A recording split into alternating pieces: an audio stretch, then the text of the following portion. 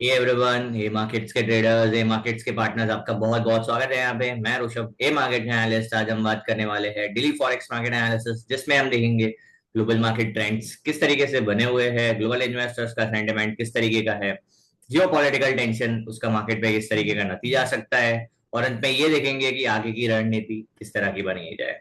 चाहे आप short term traders हैं, मीडियम टर्म ट्रेडर्स हैं या लॉन्ग टर्म ट्रेडर्स हैं, हम यहाँ पे तीनों के रेफरेंस के लिए बात करने वाले हैं।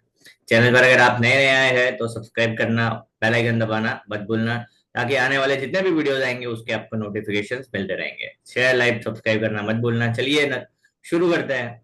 नजर डालते हैं डीएक्सवाई पे। डीएक्सवाई पे देखेंगे तो जो कल बात की थी कि यहाँ पे एक प्यारा सा सपोर्ट लेते हुए हमको देखने मिल रहा है, तो यहाँ से एक बाउंस की उम्मीद देखी जा सकती है, और कल हमको छोटा मोटा बाउंस देखने में मिला। अब देखेंगे आज किस तरीके का माहौल देख सकते हैं। अगर प्राइस ये लेवल का ब्रेकडाउन करता है तो फिर यहाँ पे नीचे के लेवल्स आराम से देखने मिल सकते हैं, जो कि 21 पीरियड का एवरेज है। 98 तक का लेवल, 98 तक का लेवल देखा जा सकता है आज के दिन में। आज कोई ज्यादा कोई इंपॉर्टेंट इकोनॉमिक डेटा नहीं है, जो था न्यूजीलैंड का वो आ चुका है। अब बाकी के सेशन में कोई भी, मतलब बाकी के दिन में कोई भी आज डेटा नहीं है, तो आज सिर्फ टेक्निकल्स को लेके बात करें। तो अगर हम इसको 1 आवर टाइम फ्रेम, 1 घंटे के चार्ट पे देखेंगे तो किस तरीके का माहौल है, ये यहाँ पे इस पॉइंट का ब्रेकडाउन करते हुए देखने मिल रहा है। अगर इसने 98.700, 650 का लेवल का ब्रेकडाउन दे दिया तो यहाँ पे पॉसिबिलिटीज बढ़ जाएगी। 98.400 एंड 98 का लेवल देखने मिल सकता है, जिसकी संभावनाएं ज्यादा हो सकती है। तो इसका किस तरीके से हम प्लान कर सकते हैं, अगर प्राइस गिरे तो कहाँ पे सपोर्ट ले सकता है, उसके लिए हम देखेंगे फिबोनाची रिट्रेसमेंट यहाँ से लगा के। तो अगर हम यहाँ से लगाते हैं तो इंपॉर्टेंट सपोर्ट कहाँ पे आता है, इंपॉर्टेंट सपोर्ट निकल के आ रहा है 98.98.300 के पास, जो कि 61.8, जो कि काफी इंपॉर्टेंट नंबर माना जाता है, गोल्डन रेशियो बोला जाता है। वहां पे सपोर्ट लेने की संभावनाएं बढ़ सकती है। तो 98.300 के आसपास आ सकता है, और या फिर गिरते गिरते 98.100 के आसपास लिक्विडिटी स्वैप करने आ सकता है। तो उम्मीद बनाई जा सकती है कि आज 98.300 या 100 के आसपास प्राइस देखने मिल सकती है। ये तो हुई, चलो 1 घंटे के चार्ट पे बात करते हैं। H4 पे किस तरीके का माहौल है। H4 पर अगर देखेंगे तो H4 पर प्राइस किस तरीके का बिहेव कर रहा है। प्राइस ने यहाँ पे 3-4 सेशन, 3-4 घंटे, 3-4 पीरियड में बाइंग दिखाया। एक ही कैंडल इतना बड़ा बन गया, जो कि पिछले 3 कैंडल को ये कवर कर चुका है, जो कि बता रहा है कि यहाँ पे बेयर्स का कंट्रोल थोड़ा ज्यादा दिख रहा है कंपेरेटिवली बुल्स का कंट्रोल। तो अगर ये पॉइंट का ब्रेकडाउन होता है तो यहाँ पे आराम से जो बताए गए लेवल है वो देखने मिल सकते हैं। तो आज के सेशन में specifically short term mid term दोनों ही ट्रेंड यहाँ पे एक मंदी के समझ आ रहे हैं। रिट्रेसमेंट 98.100 तक जा सकता है, और वहां पे देखेंगे किस तरीके का माहौल है, बट उससे ज्यादा आज कोई संभावना नहीं दिख रही है, क्योंकि आज डेटा नहीं है।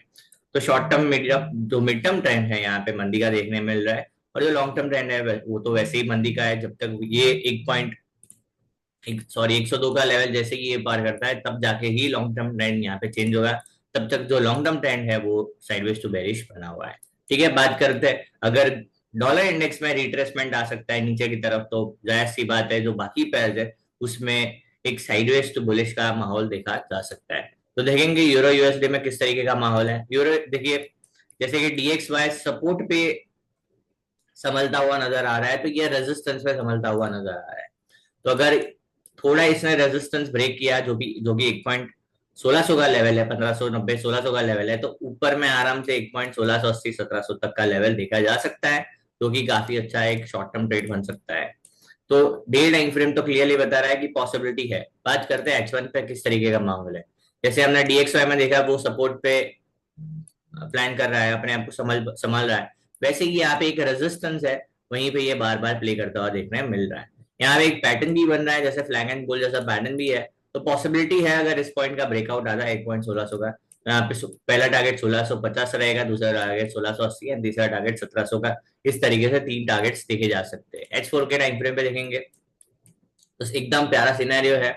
ये स्विंग था, इसका ब्रेकआउट हुआ, फिर रिटेस्ट हुआ, एंड फिर अब वापस ऊपर की तरफ ये जा रहा है। अब ब्रेक हुआ तो बहुत अच्छा मूव एंड बहुत फास्ट मूव देखने मिल सकता है, जो कि 1-2 दिन में टारगेट अपने को मिल सकता है। ठीक है, तो अगर हम बात करें short term, medium term, long term, तीनों ही ट्रेंड यहाँ पे पॉजिटिव समझ आ रहे हैं।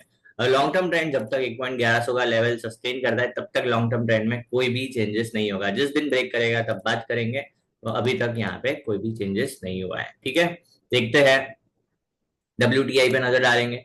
WTI वापस से 65 से बाइंग दिखाने की कोशिश कर रहा है यहाँ पे। अभी ये ऐसा है, जब तक ये टैरिफ का सिलसिला चालू है यहाँ पे अनसर्टेनिटीज और वॉलेटिलिटीज दोनों ही बढ़ते रहेगी। और अभी ओपीईसी ने जो स्टेटमेंट बताया था कि सितंबर से प्रोडक्शन बढ़ाया जाएगा, तो ये भी एक एड ऑन क्राइटेरिया फैक्टर है जो कि यहाँ पे वॉलेटिलिटी बढ़ा रहा है। अब अगर प्रोडक्शन बढ़ता है, डिमांड सामने नहीं बढ़ता है, तो ये फिर इसके अंदर एक बेरिश चांस क्रिएट करेगा, जो कि हमको नीचे के लेवल्स आराम से देखने मिल सकते हैं। अभी बात करते हैं टेक्निकल्स के हिसाब से। ये एकदम इंपॉर्टेंट सपोर्ट पे है, जैसे ही इसका ब्रेकडाउन होगा तो आराम से हमको 60 तक के लेवल्स देखने मिल सकते हैं। बात करते हैं H1 के टाइम फ्रेम पे किस तरीके का माहौल है। H1 के टाइम फ्रेम पे क्या हुआ है, यहाँ पे प्राइस ने एक यहाँ पे बुलिश डाइवर्जेंस रहेगा, जिसके चलते प्राइस ने क्या एक रिट्रेसमेंट लेने की कोशिश की है। प्राइस अगर रिट्रेसमेंट लेते लेते मान के चलो 66.80 के आसपास आता है, जो सप्लाई का एरिया है, तो यहाँ से एक प्यारा सा शॉर्ट ट्रेड देखा जा सकता है। Low risk high revert trader के लिए काफी इंटरेस्टिंग पॉइंट बन सकता है। प्रॉफिट बुकिंग भी आ सकता है यहाँ से, एंड यहाँ पे हम नीचे के लेवल्स देख सकते हैं। ये एक बात हुई। अगर यही लेवल का ब्रेकडाउन हो गया 65 का लेवल का, तो इजीली यहाँ पे शॉर्ट ट्रेड डेफिनेटली देखा जा सकता है, उसमें कोई डाउट नहीं है।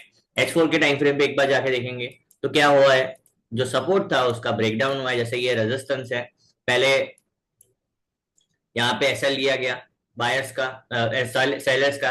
अब यहाँ पे बायर्स का एसएल लेने हैं, अगर प्राइस मान के चलो ऊपर गया, सस्टेन नहीं कर पाता है, वापस ब्रेकडाउन कर देता है, तो यहाँ पे काफी काफी प्यारा ट्रेड देखने मिल सकता है नीचे की तरफ, जो कि शॉर्ट टर्म मीडियम टर्म दोनों ही ट्रेडर्स के लिए फायदेमंद सौदा हो सकता है।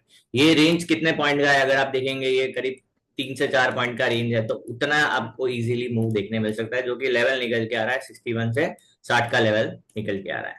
So short term mid term दोनों ही ट्रेंड मंदी के समझ आ रहे हैं। Long term trend sideways to bearish चल रहा है ऑलरेडी। लॉन्ग टर्म ट्रेंड तब तक चेंज नहीं होगा जब तक ये 78 के ऊपर, 78 के ऊपर जब तक नहीं निकलता है। ठीक है, बात करते हैं गोल्ड को लेकर। गोल्ड काफी अपने आप को संभलता हुआ देखने मिल रहा है।